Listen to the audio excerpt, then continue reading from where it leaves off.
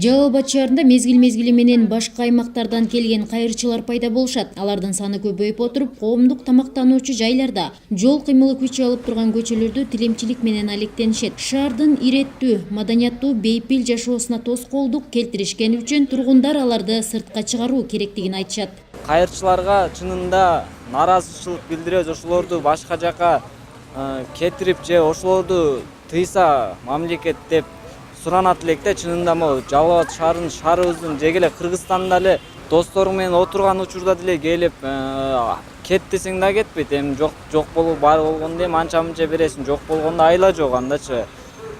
Чынында ыңгайсыз учурларды көп эле жаратышат. Буларны кетириш керек, эми жол батар эле отуруп алып эле суранып берсе тура эмес го. Баягы Келескеде бир немелерде отурганга берсең болот, сооп болот. Атаганан көрүнгөн жерге баары жака отуруп алган тура эмес да. Ошо жок кылыш керек буларды. Эми жок болбосо да буларга да түшүндүрүү иштерин эң биринчи алып барыш керек.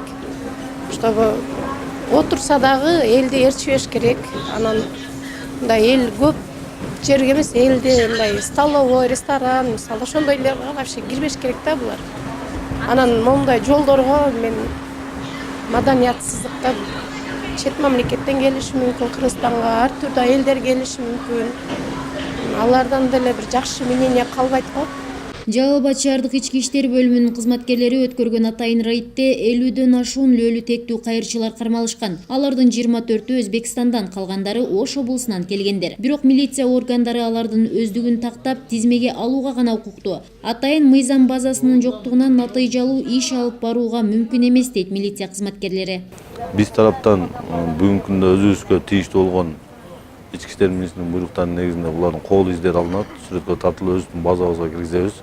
Андан сырткары өзүңүздөр көрдүңүздөр, ушу жергиликтүү бийликтен, салык кызматынан келди, тазалыктан келди, алар өздөрүнүн иш-чараларын жүргүзөт, соцзащитадан келди.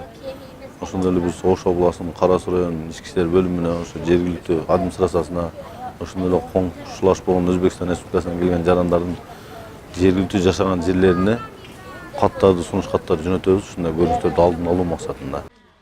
Кайрчылар тилемчилик жасап, оокат өткөрүү кесиби экенин, уурулук жасап, кылмыш кылбаганын бетке кармашат. Эгер Жалал Абадтан көчүп чыгарып салышса, башка жака барып деле кайрчылык кылууну айтышат.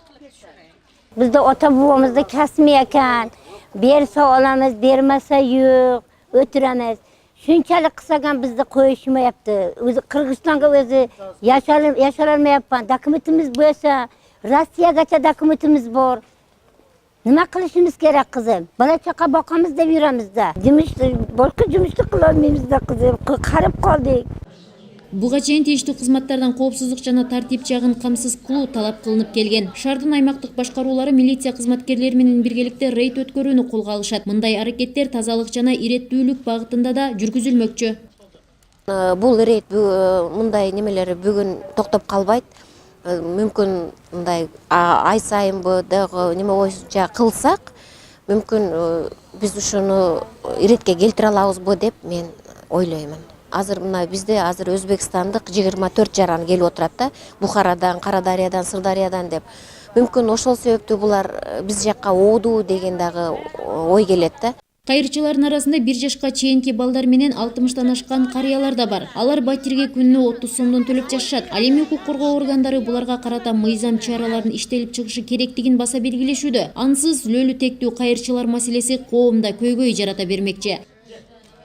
Жумагүл Закирова, Улукбек Баймырзаев, Жалал Абад шаары.